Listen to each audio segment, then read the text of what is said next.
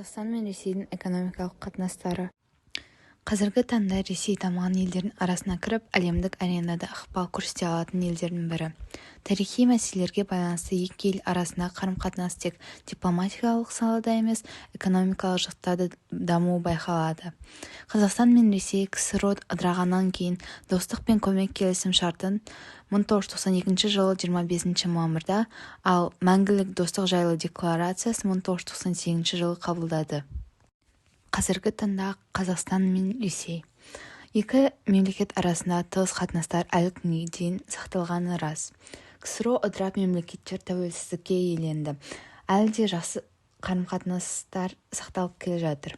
1993 жылы теңге Қазақстанның басты валютасы болып шығарылды, яғни рубльдің орнын алды.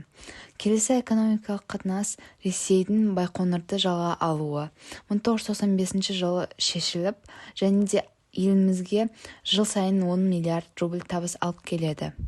Ресей еліміздің үлкен инвесторларының бірі болып табылады. Шамамен 16 миллиард доллар инвестициялар Қазақстанға құйылады. Мысалы, Өскемендегі Нива автосалоны немесе Павлодардағы трактор зауытының инвесторлары болып табылады. Ал Қазақстаннан Ресейге 4,5 миллиард доллар инвестиция түседі. 6,5 мың қосылып жұмыс істейтін кәсіпорындары бар, және де Ресейдің 89 аймағынан 74-і Қазақстанмен экономикалық қарым-қатынаста. Қазіргі таңда Қазақстан Ресеймен барлық салаларда, яғни инфраструктура, ауыл шаруашылық өндірісте қарым-қатынаста. Химия өнеркәсібінің тауарлары және каучуктың 16,5%, ауыл шаруашылығының тауарларының 7,8%, машина өндірісінің тауарларының 7,2% және де металл бұйымдарының 4,3% Ресейге экспортталады. Ресейге минералды тыңайтқыштар, аяқ киім, текстильді бұйымдар, косметика мен тұрмыстық химия, пластмасса бұйымдары экспортталады. 22 жылдан бастап Қазақстанның экспорттауы күрт артып кеткені дұрыс. Басқа елдерден, көбінесе Еуропадан тауарлар Қазақстанға алып келініп, Ресейге қайта реэкспортталады. Реэкспорттау Ресейдің саяси жағдайына байланысты 2 есе артты.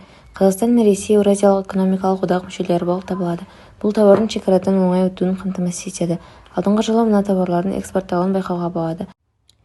Алюминий оксидтері мен гидроксидтердің 2,5 есе өсуі, телефон аппараттарының 88,6 есе, ал есептеу машиналары $0,5 $102,2 миллионға дейін.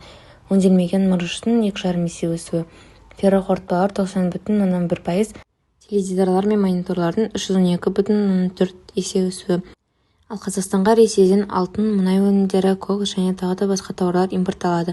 Алайда Қазақстан әлі күнге дейін Ресейден 3,5 есе көп тауар сатып алады.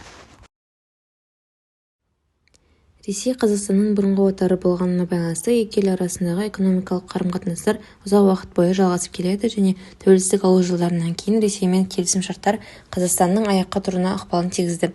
Алдағы уақытта өзге мемлекеттермен де қарым-қатынастарды арттыру еліміздің экономикалық жағдайын дамытуда рөл атқарады.